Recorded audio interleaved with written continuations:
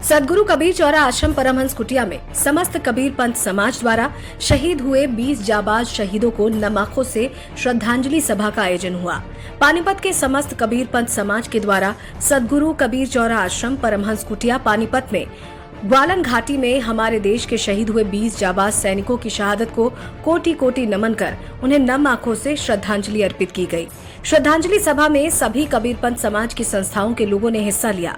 श्रद्धांजलि सभा में उपस्थित लोगों को संबोधित करते हुए समाज सेवी ओमवीर सिंह पवार ने कहा कि जिस तरह से लद्दाख में वास्तविक नियंत्रण रेखा पर चीनी सैनिकों के साथ हिंसक संघर्ष में चीनी सेना ने हमारे 20 जाबाज सैनिकों पर धोखे से प्रहार किया है, ये बेहद निंदनीय है। इसकी घोर निंदा करते हैं। उन्होंने कहा कि शहीद हुए जवानों के प्रति पूरा समाज अपनी संवेदनाएं प्रकट करते हुए शहीदों के परिवार पर हुए वज्रपात को सहन करना बेहद मुश्किल है।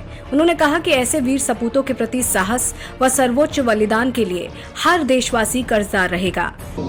5 दिन पहले जिस तरह से गलन घाटी में चाइना द्वारा हमारे सैनिकों पर आघात कुचा करके उनकी निर्मम हत्या की गई, उसके विरोध में भी, और जो हमारे जाबाज जो सैनिक शहीद हुए हैं उनको श्रद्धांजलि देने के लिए हमारा पानीपत का कबीरपंथी समाज आज यहाँ इकट्ठा होकर के उनको नमन कर रहा है, उनकी शहादत को सलाम कर रहा है और उनको श्रद्धांजलि अर्पित कर रहा है। और उनके साथ साथ जो उनके पीछे परिवार है उन सैनिकों के, उनको भी एक संवेदनाएं प्रकट कर रहा है कि वो अपने आप में अकेला महसूस ना करे।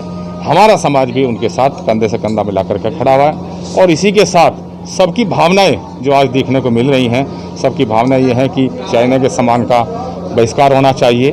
जो चाइना से सामान यहाँ बिक रहा है उसका विरोध होना चाहिए। पर लेकिन उसके साथ साथ मैं भारत सरकार से यह भी मांग करता हूँ कि जो उस सरकार के साथ चाइना के साथ संधि हो रखी है, व्यापारिक संधि है, किसी भी तरह की संधि है, वो आदान प्रदान की संधि को खत्म करना चाहिए, तुरंत प्रभाव से उसको कैंसिल करना चाहिए, ताकि जब संधि खत्म हो जाएगी ना यहाँ पे सामान उनका आएगा और ना बिकेगा।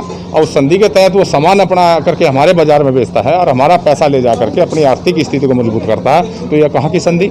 एक तरफ दुश्मनी का वो दिखाता है, दूसरी तरफ हमारे बाजार में आकर के अपना सामान बेचता है। तो इस दोगली नीति अब नहीं चलेगी। सरकार से पुनः मैं पुरजोर तरीके से मांग करता हूँ कि संधि को भी खत्म करना चाहिए और जिस तरह से हमारे सैनिकों की निर्मम हत्या उन्होंने की है उसका तुरंत मुंहतोड़ जवाब देकर के उनका बदला लेना चाहिए। इसी के साथ हम सब लोग यहाँ इकट्ठे हुए उनको, जो हमारे जवान सभी शहीद हुए, उनको हम सलाम करते हैं, नमन करते हैं। जो गलवान पर धोखाधड़ी करी, चीन ने जो गलवान पर धोखाधड़ी करी, उससे हम है ना बड़े असंतुष्ट हैं। इसलिए चीन को है ना कोरा जवाब दे देना चाहिए और इससे कोई संधि नहीं रखनी चाहिए।